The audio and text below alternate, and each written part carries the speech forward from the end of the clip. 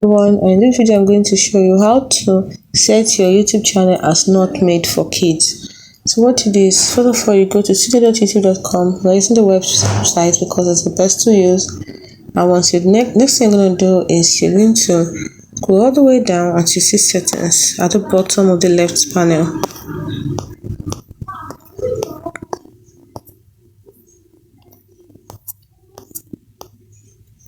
Can do that again.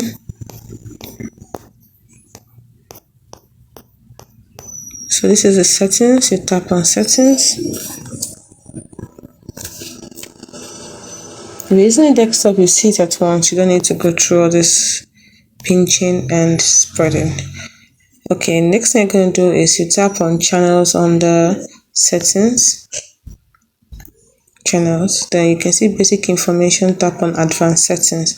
And you can see, do you want to set your channel as made for kids, or just choose no, set the channel as not made for kids.